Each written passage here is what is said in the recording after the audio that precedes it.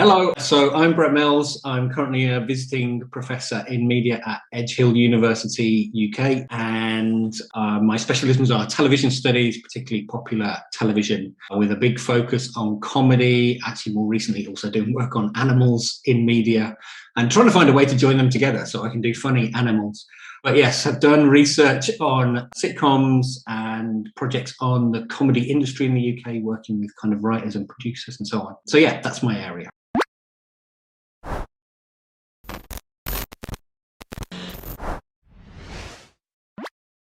So we're going to start with the question that you said makes you angry. Is television dead actually, or is it still alive? Because I mean, there are numbers of reports that say, television is declining with streaming and everything. So is television still alive, or is it dead already? Okay, so I will start off getting angry with that question. Well, first, let me say this. People have been reporting the death of television for about 50 years now. So this isn't kind of, there's clearly a particular context to do with streaming, which means that question is asked. But it's been asked loads of times before. It was asked when VHS was invented, when DVDs came out. So everyone's been saying television's been dying for decades. So there's no reason why it should die now if it hasn't before. So it's very definitely not. I mean, we're talking in a very interesting context because during lockdown, television consumption soared. Traditional television consumption and also streaming services in lots of countries around the world, but certainly in the UK. And it kind of reinforced the sort of social purposes of television, because where did people go for information? Of course, they did go online and to other sources, but actually they turned to traditional BBC in the UK context news. The press conferences that were done announcing lockdown and loads of other things were live on television and watched by millions of people. One of the press conferences that the UK Prime Minister did was watched by, what was it, 18 million people, something like that. So it's still quite clear that people turn to television for kind of special moments like that. People might want to make an argument, well, that's a special moment, it's a special case, that's not normally what's happening. But again, the figures in the UK show it's still something like 90% of television consumption in the UK is live broadcasting. What I mean by that is watching it when it is broadcast, so not live television, but watching scheduled television. And so everyone's watching streaming, everyone watches on demand. And actually the vast majority of television consumption still is not done that way. And then the third answer would be, yeah, everyone says about kind of streaming, but like actually the history of all media, when new media come along, they don't kill off a previous one, they sit alongside it and expand media consumption. And so there isn't much evidence to suggest that people moving to Netflix or Disney Plus stops them watching traditional forms of television. They do both. And the argument that's often made is about young people and they're using those newer services rather than traditional ones. But again, all the figures show young people never watched television anyway. So it's not as if traditional viewing of television amongst young people has plummeted. It never existed. Young people didn't watch television because they were out doing more interesting things. They weren't at home. So it will be interesting to see actually whether younger people who don't watch traditional inverted commas forms of television now shift into doing it when they're older, which has been the pattern historically, that people don't watch television when they're young, but when they're older, simply because they're at home more, they consume more television. We will see if that happens. But the figures, just the raw data, kind of show television isn't dead in the slightest. And all these newer forms of technology are just kind of additions to what we had before rather than replacements. Mm-hmm. From an academic standpoint, then the question is, of course, why should we actually study television? So are there any advantages that television gives us with regards to identities, embodied identities in particular, that, for instance, film or other forms of media don't? That's an interesting question in the sense that the subject area of television studies seems to me to have shifted away, oddly, from a fundamental part of television and which is central to television studies and why we should talk about it, which is that in a European, not a solely European context, but certainly across Europe, other countries in the world as well. Obviously, from its inception, television was invested with a social purpose, the concept of public service broadcasting, and the idea that television and radio can have some social purpose. And of course, all forms of culture have a social purpose. Film does, literature does, but they're not mandated to do so. They weren't set up with that purpose. They can fulfill that purpose, but kind of accidentally, and there's no comeback if they fail to do so. But in a public service context, television is mandated to do that and required to do that. And again, the lockdown and the pandemic is a good example, because public service broadcasters around the world responded to what was going on by putting educational programming on, news programming, responding to all of this stuff and saying, okay, in this particular social context, we are required to do this thing. And so it's still the case that television is fundamental to the conception of democracy we have in many countries around the world, and the UK would be one of them. And the idea of television functioning as a public sphere, as a space where the nation comes together to learn about what's going on, to discuss those things, to debate things, to hold people to account. Of course, there's other forms that can do that. Journalism is an obvious one. Newspapers, we would hope, would do that. But as I say, they're not required to do that. And television does have that purpose.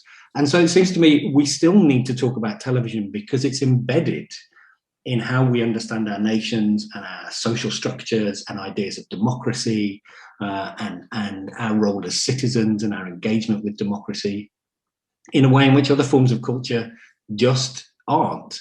And if that goes away, and it is odd to me that television study seems to talk about this less than it used to, if that goes away, that's a significant shift in how we understand our democracy and the role of culture in democracy. And that's really significant. With regards to comedy, because that's one of your research foci, there is this accusation that comedy in general and television is trivial, that it is, it's oversimplified, it's repetitive, and so on and so forth. So there are loads of accusation or criticisms that are being leveled at television, and especially comedy on television. Same question basically with television. Why is comedy in particular important to study? I'll start off with what might sound like a very flippant answer, but I mean it seriously, which is, why would you study comedy? An answer would be, because it's there. And I know that sounds flippant, but of course, comedy doesn't have to exist. Humans have evolved a sense of humor, and comedy is a form of communication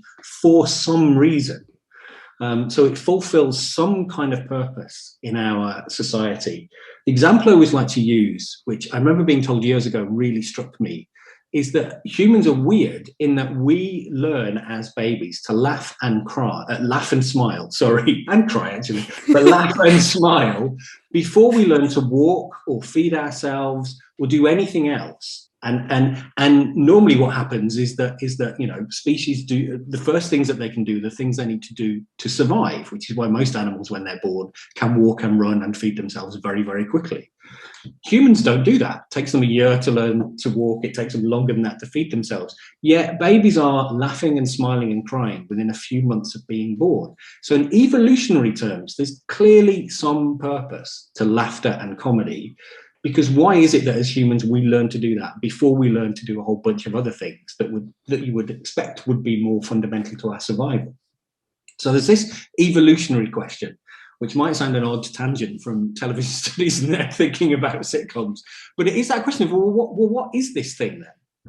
Another reason to study it would be precisely to respond to the question that you've just raised about trivialization and so on, which is a question for me always is, how come this thing gets trivialized? How come it gets embedded in those debates? What is it about those people who are so invested in cultural hierarchies that means they find comedy so problematic? For me, it's the very fact that comedy is seen as frivolous, pointless, and so on, that makes it significant and interesting, because by what criteria are you making that decision? And those criteria, of course, are always about cultural hierarchies, what gets included in the canon, what gets excluded from the canon, and so on. And those things are very often connected to ideas of class. I always think there's a correlation between kind of the normalization of humor within working class cultures as opposed to kind of upper class cultures, which are much more serious and invested in seriousness. Responding to that, I would turn the question round and say, I find it odd that we do have a thing called humour studies and so on. We don't have a comparator which is seriousness studies, and that we just normalise seriousness. Whereas, of course, seriousness is a discourse that is enacted and structured and has power embedded within it. And we need to kind of question how seriousness functions as much as comedy functions. And then beyond all of that, clearly it has massive connections to ideas of identity. British national identity is so embedded in a conceptualization of a sense of humour, and in a way that I find it really weird that us British seem to have convinced much of the rest of the world that we have the best sense of humour. It's not only our sense of identity. When I meet people, and in Germany right now, it's what Germans tell me about Britain, and it's kind of, well, this is really interesting. We've somehow convinced you that we're really funny. Which is kind of nice. And sort of, I'll take it as a compliment, but I'm not entirely convinced by it. And I find more fascinating how invested British culture is in the idea that we have a really good sense of humour. That why it matters so much to us that it would is really sort of fascinating. When other countries, it seems, aren't invested in that question so much. But it is clearly one of the ways in which a culture speaks to itself and responds to itself. Stand-up comedians clearly function in that way.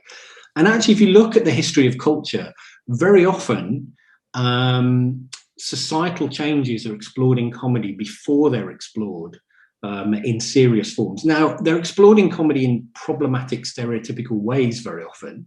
So the representation of, say, trans characters or gay characters very often occurs in comedy, mainstream comedy, before it occurs in mainstream serious stuff. Now, yes, it's stereotypical and it's problematic, and I'm not necessarily lauding those representations, but it's interesting that comedy seems to alight on those tensions and depict those tensions and bring those ideas to a mainstream audience earlier than drama often does. And we'll look back on those programs now from 30, 40 years ago and say they're horrific and terrible. But at the time, there is some value in kind of making this stuff and bringing it into the mainstream, even if it's done in a problematic way. So comedy is interested in those kind of tensions and difficulties and fractures in society, and exploring those things, I think is really fascinating. And then my final answer to all of that will be, this will go back to why I ended up studying comedy, which was I did an English and media degree as an undergraduate, and we didn't do any comedy. And it just seemed astonishing to me that I was studying film and television and radio and literature, and all of it was serious. Whereas my engagement with culture, just as somebody who enjoyed lots of culture, was very often comedic. And I was kind of, why isn't this stuff in an academic context? That just seemed really, and to me, that was the question, was sort of, how come this is seen as abnormal or strange? And it's something that I've repeatedly encountered throughout my career, that when you're doing comedy, the question you get asked is, why are you studying comedy? But if you're doing documentary or drama, nobody asks that question. Okay. And so, and I think the Academy has shifted a bit, but it's still marginal. And still, if you're at an academic conference or whatever, and you find somebody else who does comedy, you latch onto them. Yes. And let's be friends, because there's so few of us. And that just seems really, really strange, why the Academy is still that this stuff isn't normal, when actually in everyday life it is normal. Funnily enough, as you said that, I just kind of, my mind went through the literary canon that we read in literature studies, and it's definitely serious literature.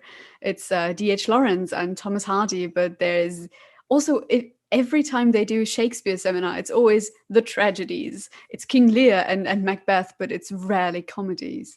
So yeah, and it's and I mean, it's funny because you do have those strain of comedies, though they're very difficult to make funny these days, just because of time and those kinds of things. But it's quite clear that tragedies occupy a position. Shakespeare's tragedies occupy a position that his comedies don't. they're part of the canon, clearly, but the great parts, the award-winning parts, are going to be in the tragedies. And also when you think about awards, there's lots to talk about this in terms of the Oscars, that the Oscars repeatedly reward very serious kind of dramas. But, the idea of a police academy film or something like that, he says, making a very old reference, but something like that winning an Oscar feels very, very strange. There's certain kinds of comedies that might. So like The Artist does, but that's obviously a homage to particular kinds of cinema. So it has all this other stuff attached to it. Just a straightforward, silly, funny comedy. The idea of that winning Best Picture Oscar is unimaginable. And it's worth us thinking about why that might be, and therefore, as a series of cultures around the world, the things that we choose to preserve and give awards to, as opposed to the stuff we don't, and why we make those distinctions and what consequences that might have. It's also that people watch probably a lot more comedy than comedy gets rewarded for it. Yes. And that's part of the problem, isn't it? Is there still remains a distinction between what gets categorized as good culture and what gets called unpopular culture. I think television sits in an interesting place in response to that, and there is a way in which popular forms of television sort of have some kudos attached to them, in ways in which I think don't happen in literature so much. But that's still within the context of television, which compared to a whole bunch of other cultural forms still occupies a lower position.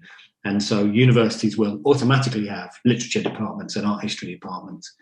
But still, television studies, media studies is understood as a Mickey Mouse subject, as not a proper subject. I take some pleasure in that marginalness, that marginality. It gives me a nice chip on the shoulder. The thing is, you always end up to be that guy or that person that does television studies or that watches television, full stop, or does something with comedy. It's you heap on all those very strange places or spaces that you work on onto yourself.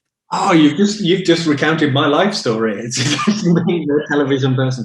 I mean, it's funny. I previously worked in a film and television studies department, and we constantly had the film versus telly battle, because film is just understood as a more as a more legitimate subject, and I would always battle against that. One, just because it's stupid to have those cultural hierarchies. But actually, in response to the kind of the answer I gave earlier as to why it's important to study television, which is that you're talking about a medium that's mandated to have a social purpose in the way in which cinema isn't. And so if we are going to have those hierarchies, which I don't think we should, but if we are, it's kind of odd that film has a hierarchy over television, given television has this social purpose and is required to have this social purpose, which film isn't. And so if we're worried about culture's position in society and its purposes in society, those questions are happening in television far more than they're happening in film. But I'm going back to my previous rant, so maybe I should move on. No, I just keep asking those questions and just let you rant on. So you told me, at least, how you got to comedy and television. How did you get to sitcoms? And that's both a sort of personal interest and a general question. Actually, it was connected to, it was my undergraduate studies. I came from a family who watched a lot of comedy. That's what we did. We watched a lot of telly and we watched a lot of comedy. And our groups of friends who watched lots of television and lots of comedy, that was just very, very normal. And so I went to university to study that stuff and was encountering a lot of very highbrow, arty film. I shouldn't really say this, but my worst experience as a student was having to study New German cinema. I'm so sorry. What on earth is this stuff? What is this? But it was kind of useful because it made me realise I was interested in the popular. It was actually, no, I mean this in a good way. It did exactly what a university should do, which it introduced me to a load of stuff that there's no way I would have encountered at all. And I now understand that stuff, but I want nothing to do with it. Other people can go and look at those things. And so it was a response and a realization. I constantly had this thing. I come from a family that didn't go to university and so on. And I was constantly thinking, what would my family make of this stuff? Or what are my family's kind of experiences and engagements with culture? And as I say, that stuff was really important to them. Felt completely absent in my studies. And it was kind of, well, actually, there's a load of people out there who are engaging with culture in loads of different ways. It's a responsibility of ours to engage with that stuff. And I'm not saying only the popular matters, but I am saying there's a problem if in the study of culture we don't engage with the popular when that's what lots of people are engaging with. So I ended up in my final year as an undergraduate for my dissertation. This is where it all began. I did my dissertation on One Foot in the Grave. Still the greatest sitcom ever made. And there's no discussion or argument about that at all. It just is. And was kind of fascinated because there wasn't much literature on sitcom. There's still not a lot now, but there's much more than there was. And so actually it was really useful in terms of doing a dissertation because I didn't have to do much reading because there wasn't much to read. Always my advice to students, pick a subject nobody's written on. And then from that, I went on to do a PhD, which was on sitcoms and thinking about kind of how the genre works and what is sort of allowable and not allowable in the genre, and so exploring the kind of structural and content ideas of sitcom. So that was PhD stuff, and then from that kind of went on to explore this stuff even more. But yeah, it's my undergraduate studies, and I can remember One Foot in the Grave. Actually, watching it being this light bulb moment. It was a program I had dismissed as a kind of, young, trying to be cool undergraduate. It's like, that program's not for me, kind of very traditional sitcom about old people, and hadn't watched it. And I can even remember exactly which episode it was, called Hearts of Darkness, where they go to, there's abuse in a retirement home.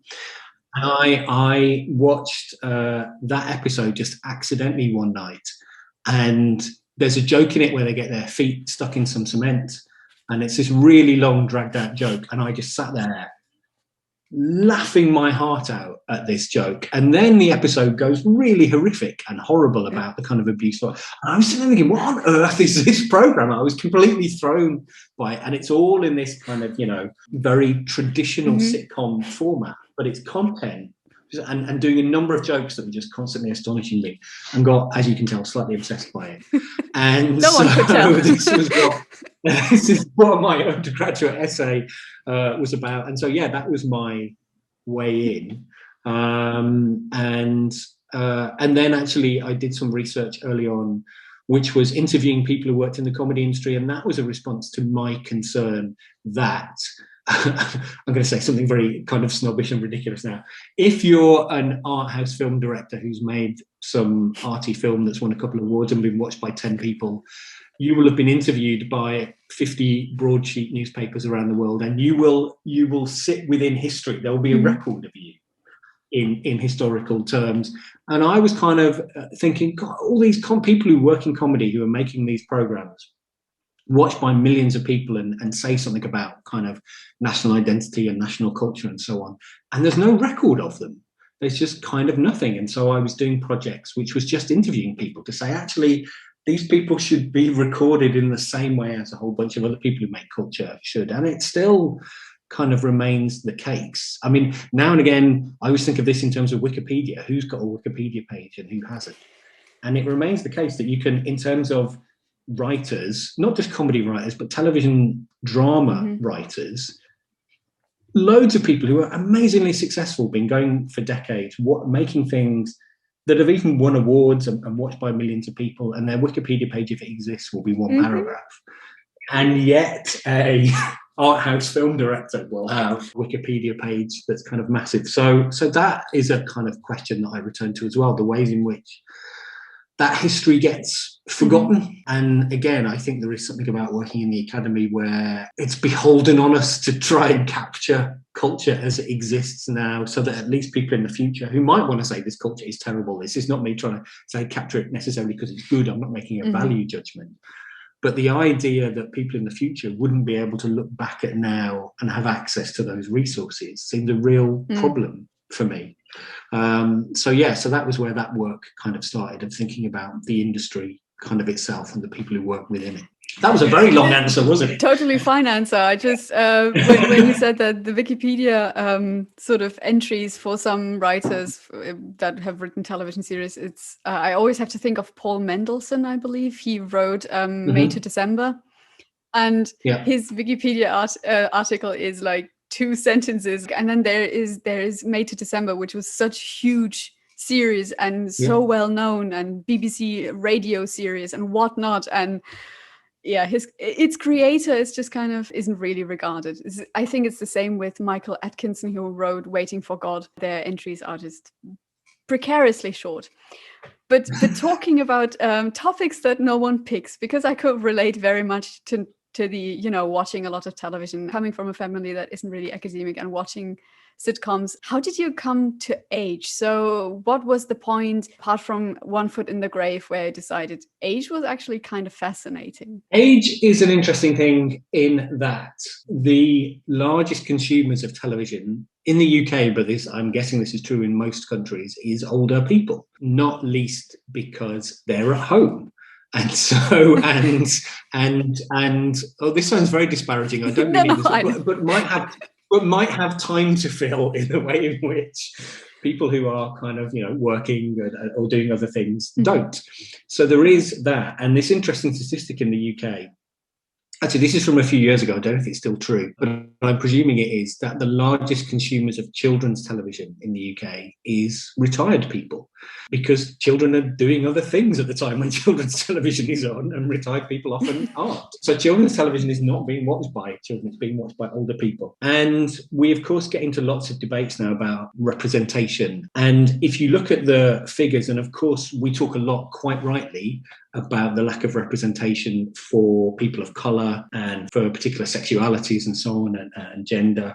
What doesn't get talked about so much, and that's not to say that those things aren't important, it's kind of adding to the problem of representation, is older people. And there's massive disparity between, again, in the UK context, the proportion of people who are older in society and the amount of time those people appear on television. And television, like much culture, repeatedly kind of valorizes youth and the young and stuff like that.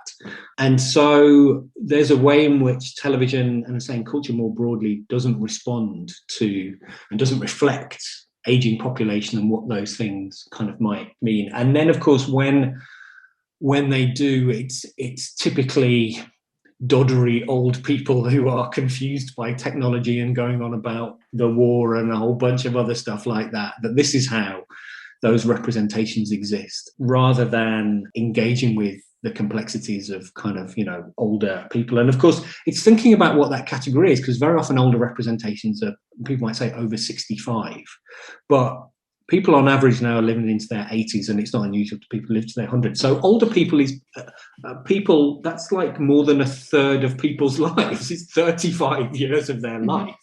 It's a massive category. And obviously there's a big difference between 65 and 75 and 85 and 95, not least because of how pensions and retirement systems work now, that where you might have in the past expected to not be working at 65, that's less common, and is going to become even less common as the decades progress. So what that actually means is sort of really significant. And that's one of the things, again, to go back to One Foot in the Grave, I always found kind of fascinating, because it talks about age a lot, but it's a program that gets misrepresented because it gets talked a lot about a person who's retired and can't find things to do. And he's not retired. He's made redundant in the first episode.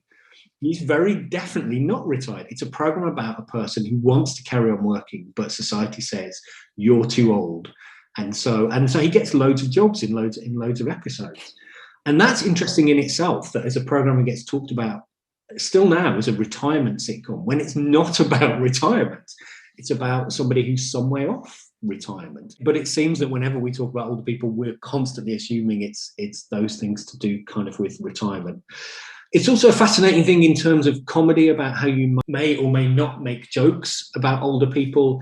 If you think about slapstick, which is a fundamental form of comedy, slapstick has an interesting kind of frisson when you're talking about older people, when we have concerns about frail bodies and so on, that kind of somebody falling over might be funny when they're 20, but we might read that very differently when they're 90. And so actually how we might understand traditional kind of comic forms when we're talking about older people is difficult, and that age makes a difference to that kind of stuff. And then on top of all of that, there's just the ways in which, comedy is a really fascinating thing because it moves amongst the generations. And we typically think of comedy and what's going on in television comedy is new and for younger people and so on. And so there is this kind of marginalization of the kinds of comedy that older people might like, and cultural snobbery towards it, which is a real problem. The most popular sitcom on British television for the past goodness knows how many years, and also the most critically reviled sitcom on British television, is Mrs. Brown's Boys, about an old character. It's a brilliantly made programme and beautifully performed programme, but gets criticised for being an old-fashioned form of humour, which it is. But it's interesting that that's understood as a bad thing, whereas there are comedy traditions that it kind of draws on. And general kind of critical consensus and academic consensus can't make sense of that programme because comedy must always be new and trendy and young. And so there's that kind of problem as well as in terms of older people and the extent to which older audiences are served in terms of comedy. I'm beginning to see distinctions between how I understand comedy and my students do. Not massively, but there are those distinctions. And so I'm suddenly discovering, actually, I'm now the old fuddy-duddy banging on about comedy from 40 years ago, who I hated when I was a young student. And so that generational thing is really kind of interesting because it's a real personal identity thing. And I think it's quite clear your sense of humour. If you understand your identity in relationship to a sense of humour, which I think lots of people do, that gets crystallised, I think, in your teenage years and maybe into your 20s. Those are the fundamental moments. And I'm not sure, I have no evidence for this. This is just me kind of looking at the world around me and guessing. I'm not sure people's senses of humour change that much after the age of 25 or 30. The fundamental moments that define you and what you find funny and the kind of shared comic meat that you might have amongst your friends is in your kind of teenage years. And very often that might be in a kind of rejection of the kinds of comedy that, say, your parents or an older generation liked. And you hear people talk about that. For me, it was the young ones, but people talk about that in terms of Monty Python or Vic Reeves or those kinds of things. It's always, this is our comedy. It's not my parents' comedy. And that's normally in your teenage years. So I think the relationships we often have with comedy are kind of embedded, are connected to conceptualizations of youth. You're absolutely right when you say that sort of our sense of humor is being formed and also an integral part of our identity. Because I just had to think of the friends I keep, and it's people with a very particular sense of humor that others might not find as funny. I don't think I've ever thought about the generational aspect. So because my parents liked the same weird, absolutely absurd comedy that I like, probably because I watched it with them and I thought it was hilarious. I mean, I'd say we as a family, we did. There was loads and loads of stuff we watched together. So things like Dave Allen, which I remember watching as a kid, and things like Only Fools and Horses. There was a lot that was shared, but I can remember, say, The Young Ones was this fundamental moment that me and my brother thought was brilliant, and my parents just did not get. And it was one of those where I very definitely felt like, oh, this is comedy for us. This is for my age. This is for me and my age group, and me and my brother, and that kind of stuff. And it's not yours. You don't get it. And the same happened kind of 10 years later, actually, with Vic Reeves, where I can remember my parents used to like watching Vic Reeves with me because they were so confused by it and they were trying to work out what I was enjoying. They would kind of watch it and they'd watch it and look at me and look backwards and forwards between the television and me and go, what is he laughing at? Bit of a social study there. Yes, I can vividly sort of remember this. And so, yeah, I think there very definitely were those shared moments. There's still now when I speak to my family, we talk about comedy. But there was this fundamental thing that The Young Ones was this kind of cut-off. And it felt so personal, and it seemed in its performance, but also in its jokes, in its politics, in its anarchic chaoticness and all that kind of stuff. It was saying, this is ours, and it felt like ours. and it was not our parents. It wasn't theirs. And so that was this kind of shift. And I find when I speak to students now, they still often will talk in that way. There's things they share with their parents, but there's also things that they definitely don't. Yeah, Little Britain was that point for me. Little Britain, that was something my parents just could not get into. And I as a teenager, totally got into. And now when I see it, it's yes, you know, it's a bit of a guilty pleasure that you're still watching. You're like, oh, why did I think that was funny? Although there are some genuinely funny moments. But I think also the creators have been really critical about their own series, which is fine because there are some interesting parts. But overall, that was the point where my mother, for instance, went, why do you think that's funny? That's not funny at all. Especially that running gag about the only gay in the village, which my brother and I thought was hilariously funny because obviously everyone else was gay right around him, but he just didn't get it. And that was the point, I think, where humor or the preference for certain kinds of humor diverged right there. There's a really fascinating pleasure in that because it's this interesting thing, isn't it? That comedy, it's quite clear comedy is much more enjoyable if it's a social thing. Some people say you can't laugh when you're on your own, which I think is nonsense unless it's just me, but I laugh on my own a lot. But there is an amazing pleasure in that kind of communal activity on it. But there's also this interesting pleasure in enjoying humour when others around you aren't. So there is this extra pleasure in it being a particular group or a particular identity and this belonging to us. And so this sort of exclusionary way that comedy can work as well, which is to say this isn't yours, which is an interesting thing and obviously connects to ideas of power and exclusion can be highly problematic. But that's a particular pleasure that I think probably isn't explored enough.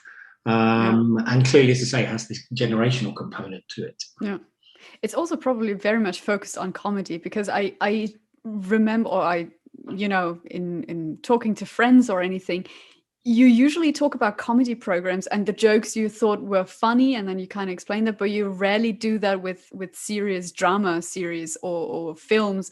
We rarely go on, over a few days to talk about that. But with comedy programs, you use certain phrases and you kind of integrate them into your daily life and kind of make that joke. And then you find out, there are a few insiders, people that get it. The exclusionary character, that's really interesting. And I think it's very much focused on comedy as opposed to drama or series. Yeah, and it's one of those things, obviously, say that it's one of the questions about comedy, about the ways in which it can be a powerful force for exclusion. And so I'm guessing so far everything we've said has been largely positive about comedy. And we have to go into the horrible academic context and start being miserable about culture as well.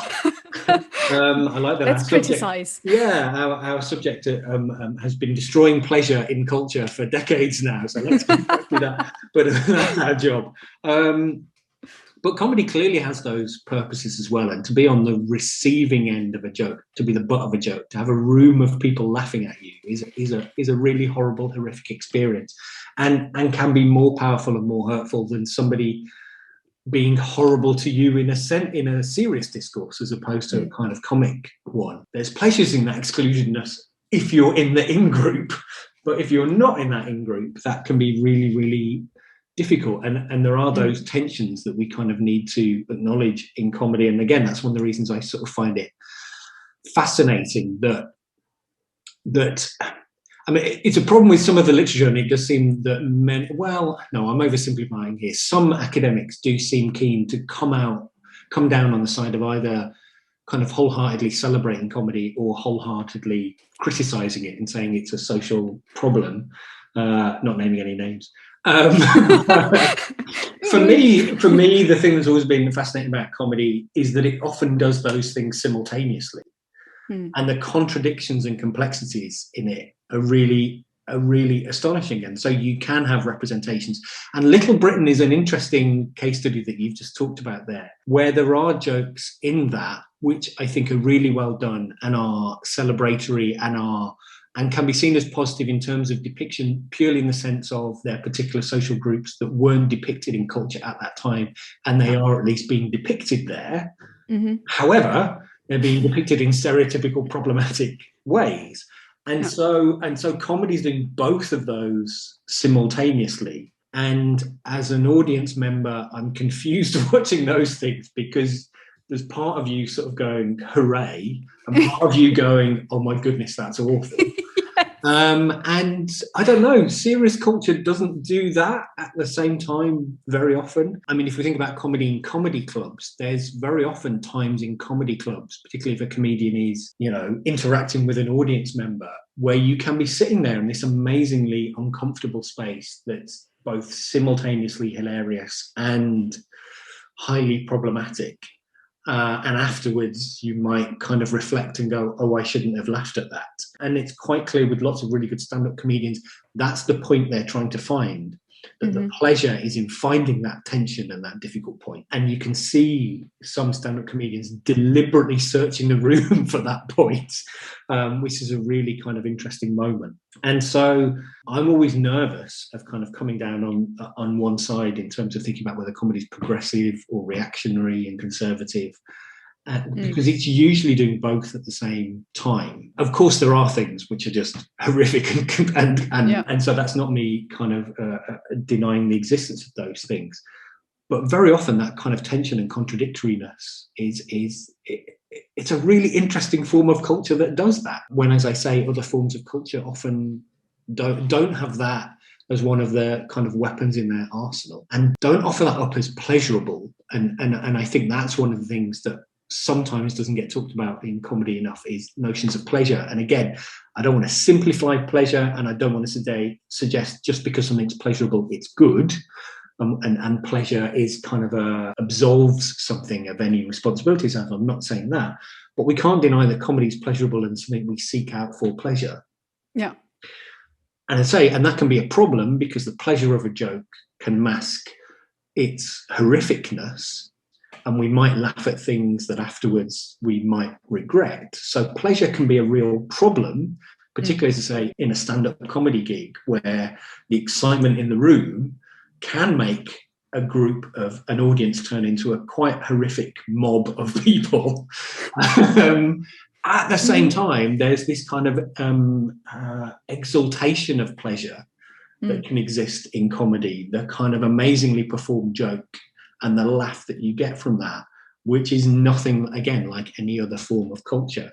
But pleasure is this kind of contradictory thing. And again, in academic terms, it's a really difficult thing to grasp hold of, that we don't have the vocabulary really to talk about pleasure. As you can tell by the fact that I'm not doing it very well now, it seems mad to not acknowledge that context. Yeah. But again, it's this very odd thing that you know, the kind of Western European tradition of cultural analysis, which assumes you should have this detached, objective relationship to the culture that you're engaging with, which is mad, because that's not how people engage with culture.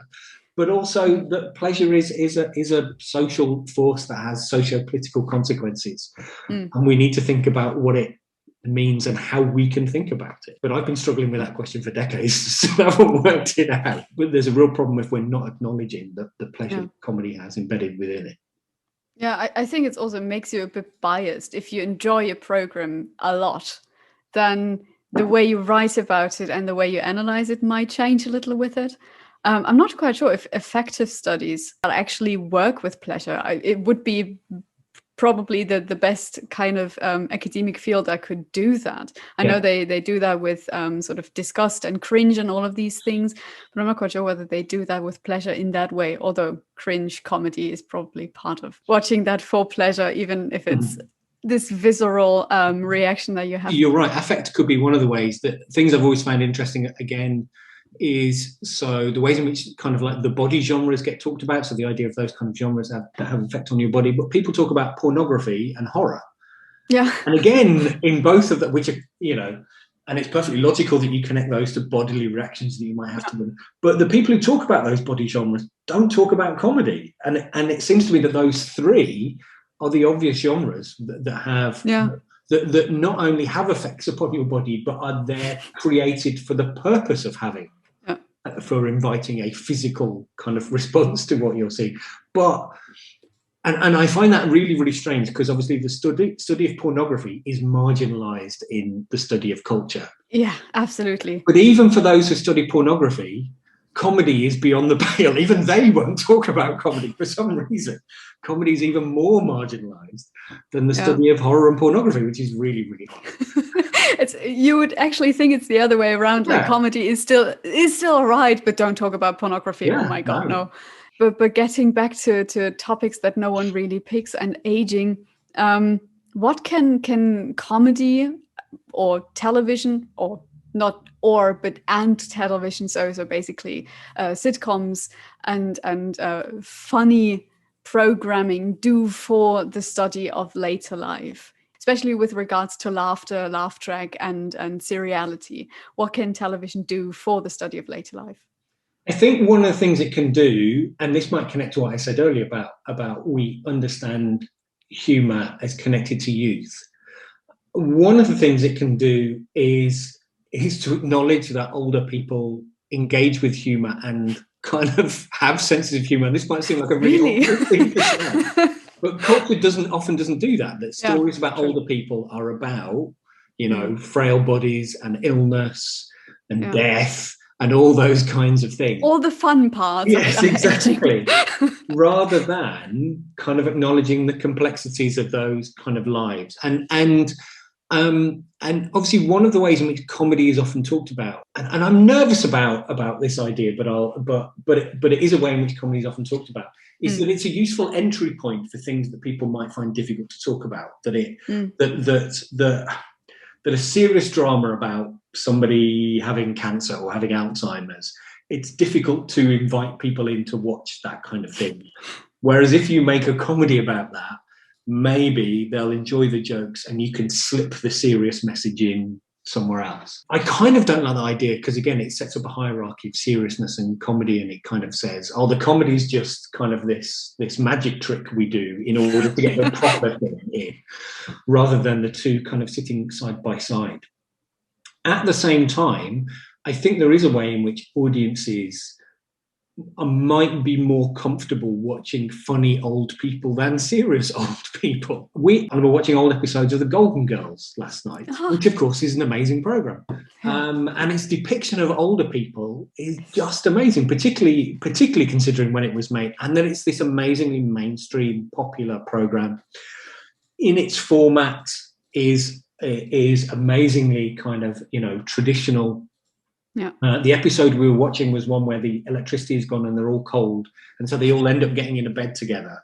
And then it's just about them annoying each other because they're all sharing a big double bed, the 4 characters in it. And I was watching it thinking, this is just classic sitcom. You kind of you have a disruption, and then you put all the characters in one room, and then you just let the personalities bounce off each other. There's nothing radical going on here in terms of format, structure, or anything at all. And I take great kind of pleasure in that this is so traditionally sitcom. But in terms of what they're talking about, and here you have these older characters who are talking about their jobs, who are talking about their plans for their lives, who are talking about sex and bodily pleasure. And it still now, decades later, remains shocking when culture acknowledges that old people engage in and enjoy sex. And there you have it in a mainstream program. You would never have got away with that in a drama. But also really fundamentally, that the characters in the program, not all of them, but at least 2 of them, have a sense of humor and make jokes. Oh, yes. 2 of them kind of don't that much, but 2 of them do. And so this idea that comedy is a discourse which older people utilize and is a form of interaction between people and is a form of friendship. And so the idea of older, funny people remains quite radical, and we still don't we might think of older people as accidentally funny by saying the wrong thing or forgetting stuff, but older characters who are deliberately, explicitly funny, who have a sense of humor and communicate via a sense of humor, is this amazingly radical thing. And of course by doing that, you make a character sympathetic, you make them human, and all that kind of stuff. And that is shown to say, by a program like The Golden Girls, which I still enjoyed now, but watched when it was on when I was, I don't know, 10, 12. And so there I was as a, in my teenage years or whatever, watching a program about characters in their 60s and 70s, female, older characters in Florida. So a world entirely distant from me. But why was I able to make some connection with them? It was because of their sense of humor and because it was a comedy program and all that kind of stuff. And so that was just a route in to those things. And I think this is where, when I talk about One Foot in the Grave, my snobbery that this is a program about old people, I'm not interested. When actually it is about age, and it is about the ways in which society treats you when you get older. But at the same time, these are characters who've got ambitions and have histories and have goals and are very often angry, but also are very often funny. And so my pleasure in him and my ability to kind of equate, I don't know, or see some kind of relationship between me and the world I understood and his world was able to be made because of the comedy component of that program. Whereas if it was a serious drama, I probably wouldn't have, or that would have been more of a barrier. So there is this thing about comedy sort of functioning as an entry point, which I think is really important, and just kind of normalizing and leveling things.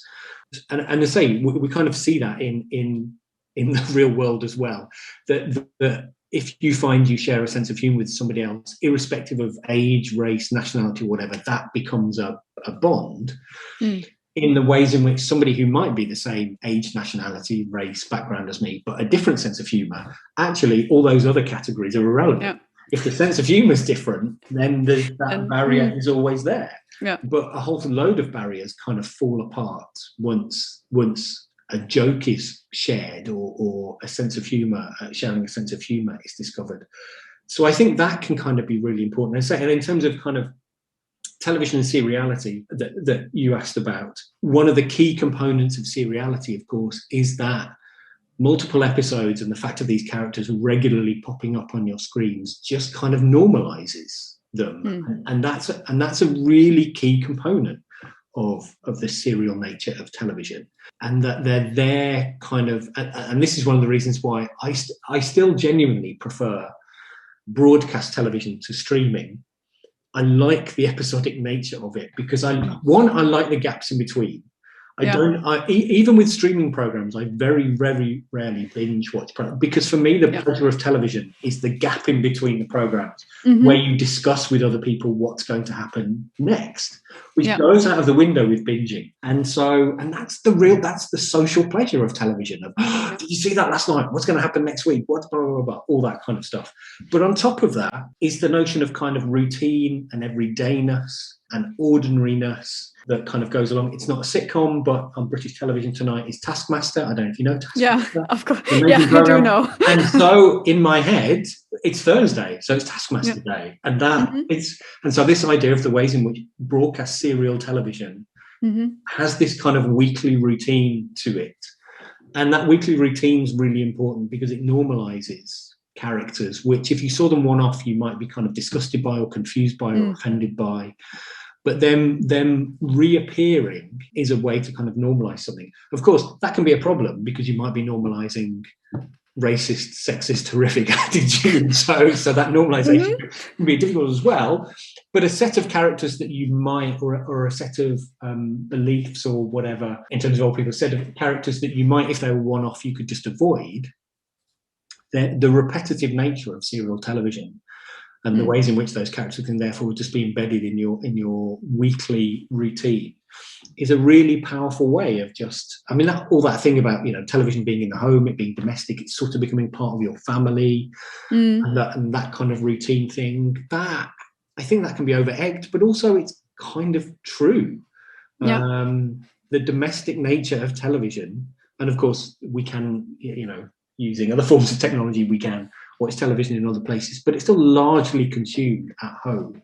And that domestic component is really, really powerful and really important. And again, different to going to the theatre, going to the cinema, going to an art gallery. the domestic component is absolutely vital to how we make sense of this stuff. I think it's really nice that some of the streaming services have started to adopt this sort of weekly routine, especially with Disney Plus. I know there has been a lot of debate on it, that it's so inconvenient that they don't drop the entire series at once. I think it was last year with The Mandalorian that everyone was kind of going crazy. We want to know what's going on. Why don't they stream it all at once? But I really liked it because the excitement was much more if you had to wait for a week basically until you could see the next episode. That was really nice. Really like that. What's really odd is, I think, so you say you're right, streaming services have found actually there's something they can do with they've discovered it with dropping things kind of weekly. But also it's also seemed to me really, really odd that when streaming services at first were not releasing things sequentially and would just release everything all together, why they still made episodes. Why do you do stuff as episodes? You could just release a 10-hour long episode. Why is it in an episodic form? So this really interesting thing where everyone was sort of going, streaming has disrupted the episodic nature. It's gone, no, it hasn't. They still make them in episodes. Yeah. They might play around with the length, and you might have The Mandalorian's a good example where some episodes are only 20 minutes, some are 40 minutes, and all that. So they might. But it's still in episodes. Yeah, it is. And so that episodic nature of kind of storytelling, even newer forms of television that have supposedly kind of trashed that episodic nature actually haven't. And that's really kind of significant because it disrupts the form of storytelling that we used to say with cinema, which is the self-contained narrative. I do wonder why they never kind of did that when, I don't know, Stranger Things first came out. Why wasn't it just a 12-hour long one single episode? It could have been. I just imagine you click on it and it says 12 hours and it's I know, but if you binge watch, in effect, that's what you're doing. I mean, people do consume stuff that way. So why is it that we remain in bed? I mean, it probably is that 12-hour is like, what is it, Andy Warhol's Empire, and kind of, sitting there sort of thinking, oh my God, I've got to watch this thing for 12 hours. So we remain, attached to the idea of the episode, even when people are binge watching. Binge watches, it's like, you cut a cake in different sizes and in different pieces. So you don't say I ate a whole cake, but I ate, I don't know, 8 pieces of cake. It's probably easier to stomach. No pun intended on that one. But maybe it's that. It's just that it's very nice if you have some kind of self-contained little unit that you can consume even though you binge watch it. Because we were talking about Golden Girls, there was a British remake of Golden Girls, The Brighton Bells, which is not that good. In fact, it's the same thing, but it's Britified and it's not done very well, to be fair. Well, and what remake ever does? I mean, everyone just goes on about The Office. That's the only, from UK to Europe, that's it. We go, The Office, the end. Yeah. And The Office did it, so surely somebody else can. I've been spending some time recently, I mentioned Taskmaster earlier, I know it's not sitcom, but watching some of the American version of Taskmaster, which I don't know if you've seen. No. It's appalling. But it's really interesting watching remakes because it makes you, it really evidences what it is about the original that works. Yeah. I used to have a real problem kind of watching comedy in other languages. Other languages kind of, which obviously it is. Yeah. But actually I've got into watching, for academic purposes, not for pleasure, comedies not in English, because it's really fascinating to look at in languages that you don't understand, because it is fascinating to look at the style, the performance, to capture all of those things without focusing on the language. Do you have any final words? Anything you would any piece of advice you would give students that go either into aging studies or cultural studies or television studies even? Avoid the quality debate, which gets you kind of that's if I think television studies has taken a wrong turn in the past 10, 15 years, it's because we've got obsessed with quality, and actually that's largely, is this entirely true? It sort of is. That's largely due to television studies being colonised by film studies people who suddenly decided telly was good because it got a bit like film. which is nonsense. But anyway, but I started to get sick. There was a load of books that came out about 15 years ago, which were edited by people from film studies, and their introductions all began with, "I've realised television's quite good, actually." And it's like, oh, thanks. Good that you've realised. I know, so it Fantastic. was that. So yeah, the quality television thing drives me mad. The word cinematic drives me mad. People who call television cinematic, not least because it simplifies cinema, where cinema does a million things. So when you use the word cinematic, which bit of cinema are you talking about? So the term doesn't even make any sense. But also the idea that you might deem to complement television by saying it's like cinema is just upholding the very cultural hierarchies you're supposedly disrupting. But anyway, so that's kind of a real issue. It'd be interesting to know actually whether, I don't know if your students are interested in kind of careers in the cultural industries. And I always find it interesting that students want to get into cinema, which of course, fine, go work in cinema. That's a good thing to do. But obviously, radio and television are significantly larger industries. They're massively larger industries, and without overstating this, industries where you are much more likely than in film to get a permanent job as opposed to a project-based job. Television industries are moving away from that, but there are still now, in particular industries, permanent jobs, whereas cinema, you'll largely be working on project-based stuff. And actually, just as even if your eventual goal is cinema, a sensible route to it is radio and television, because people go in those industries and then move across. So I always sort of find it interesting that, and again, I think I don't know if it's the same in Germany, but in the UK, we end up talking about the film industry. And when we talk to students about jobs, we talk about the film industry and all that kind of stuff. And we don't talk about television, which is a way bigger industry, and also, very many more international kind of collaborations. And then connected to that, we talk even less about radio. And radio is a massive industry, and loads of people go from radio to television and then television to film. So as an entry point, radio is kind of the obvious sort of entry point. And so I don't know if people are interested in those things as jobs. But it always seems very odd to me that television gets marginalised in sort of those kinds of ways. I don't know if that's of any use.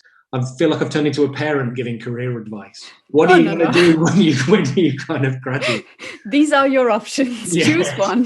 The other thing I suppose would be, I don't know if any of your students encounter the kinds of snobberies that we've talked about at the beginning of this, and now and again might feel a bit marginalised in institutions where literature is always seen as more important and art history is always seen as more important. I mean, they have me as a teacher who goes, literature is fine, but here's television and film. This is really interesting. Yeah.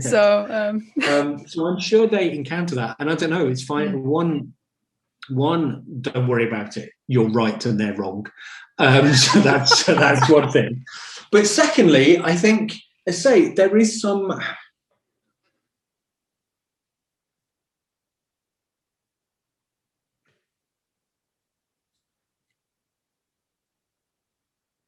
There's some pleasure to be had in sitting in that marginal position.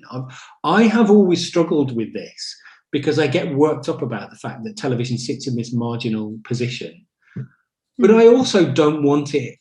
I don't want it to be kind of to have the cultural position that literature and art history and whatever do, because there's some power in being marginal and being seen as low culture. There are things you can do, and there's pressure points that you can badger because you occupy that position. And I've struggled with this in terms of comedy as well, that people often assume that because you study comedy, you get into this question of, is comedy art? And I don't want to get into that debate because I'm quite happy that it's not. I don't want comedy to be art, because it'll lose something when it is. There's a power and there's a relationship that, in inverted commas, ordinary people can have to television and to comedy because it isn't art. And it just kind of feels like it belongs to them. And again, I might go back to talking about my family, who are scared by art galleries and scared by theatres because they're these cultural institutions. But comedy and television, they're theirs. They're forms of culture that they have no qualms about at all. And so I do worry about that if you kind of reify these cultural forms, actually you abandon the very people, again, connected to democracy and citizenship, which television is required to do, you end up abandoning the very people that something like television is there for. It's meant to be a mass medium and a popular medium, because that's one of the roles of public service broadcasting and connected to citizenship and identity. I've decided, and I did some time ago, that I'm comfortable with the idea that the thing I work in will always be seen as marginal and low culture and pointless and Mickey Mouse. I like the fact that it sits in those positions. That means it is popular and it is mainstream and it's fulfilling the very duties that it's meant to do. And the point at which, this is why I find a difficulty with the quality debate, the point at which television is understood as quality or cinematic is the point at which it's abandoned its public service purposes. And those are far more important than people thinking what you or I do is important. That is a fantastic last word, to be fair.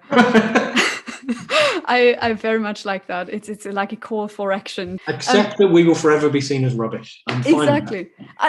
It's take that as a badge of honor and use it for your own purposes. I think that's really nice. Okay, so thank you very much for your time. Thank you for taking so much time to talk to me and us about television, comedy, and all of that. So yeah, thank you. Thank you. It's been really enjoyable.